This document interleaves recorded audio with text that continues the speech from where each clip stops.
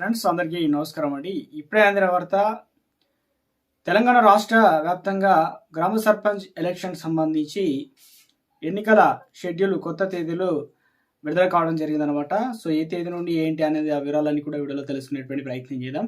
Video చివరి చూడండి, అర్థమవుతుంది. మొదటిసారి ఛానల్ వస్తే తప్పకుండా సబ్స్క్రైబ్ చేసుకోండి. చూస్తున్నారు కానీ లైక్ చేయడం మర్చిపోతున్నారు, దయచేసి లైక్ చేయండి. లేట్ చేయకుండా వీళ్ళకి అయితే వెళ్ళిపోదామండి. సో ఇక మనకు వచ్చిన నెల అంటే డిసెంబరు 11, 14, 17 తేదీల్లో 3 విడతల్లో అయితే పోలింగ్ అయితే జరుగుతాయి అన్నమాట. మొత్తం 31 జిల్లాల్లో 564 మండలాల్లో 12,729 పంచాయతీలో ఎలక్షన్లు అయితే నిర్వహించడం జరుగుతుందని చెప్పేసి, ఇందుకు సంబంధించి చూసుకున్నట్లయితే ముఖ్యంగా వార్డుల సంఖ్య వచ్చేసి 1,12,242 వార్డులకు కూడా పోలింగ్ అయితే నిర్వహించబోతున్నట్లు ఇవ్వడం జరిగింది.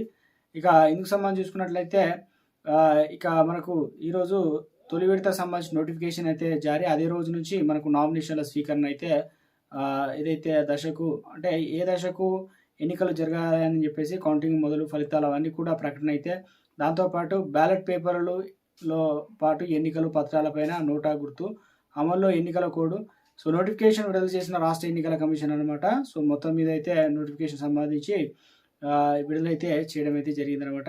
సో ఏ దశకు ఎన్ని ముగియైన అదే రోజు సాయంత్రం అంటే ఏ దశకు ఏంటన్న దానిపైన కూడా అప్డేట్ అయితే ఇచ్చారు. మొత్తం 3 దశల్లో కాబట్టి ఆ 3 దశలో అనుసంధానంగానే సో ఎలక్షన్ సంబంధించి అంటే డిసెంబరు 11, 14, 17 తేదీల్లో ఎలక్షన్లు అయితే 3 విడతల్లో నిర్వహిస్తారు.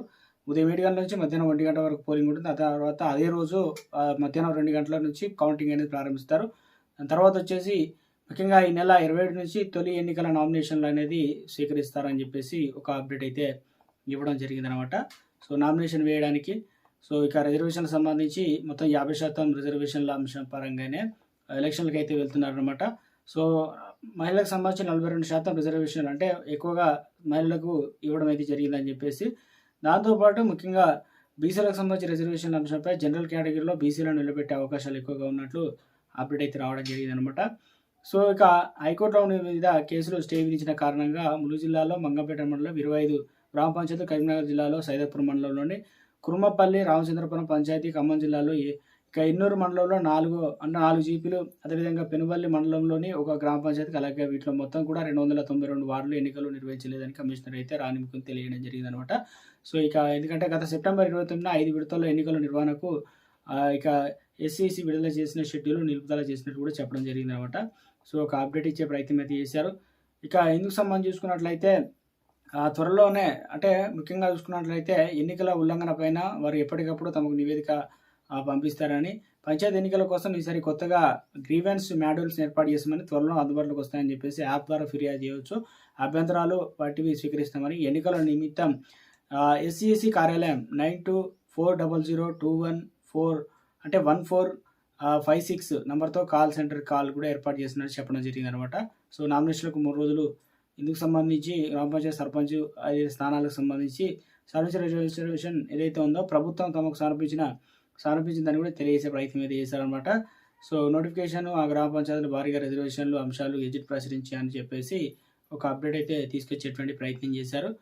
సో ఒక్కొక్క దశకు 15 రోజులు ముగించే చర్యలు అయితే ఉంటుందన్నమాట. గ్యాప్ అనేది అంత ఉంటుందని చెప్పేసి ఒక అప్డేట్ అయితే రావడం అయితే జరిగిందనమాట. సో మొత్తం మీద ఇందుకు సంబంధించి నవంబరు 27వ తేదీన ఏదైతే ఉదయం 10:30కు సాయంత్రం 5 గంటల లోపు మొదటి దశ నామినేషన్ల స్వీకరణ, తర్వాత ఇక గ్రామ పంచాయతీల వారీగా ఓటర్ల జాబితా 27 తారీఖున ప్రదర్శిస్తారు. నామినేషన్ల దాఖలు చివరి తేదీ 29 సాయంత్రం వరకు అయితే ఉంటుంది మొదటి స్టేజ్లో. తర్వాత చెల్లుబాటు అభ్యర్థులు ఎవరు ఏంటనేది ఇవన్నీ కూడా పరిశీలిస్తారు కాబట్టి సో నామినేషన్ల పరిశీలన 30 తారీఖు ఉంటుంది.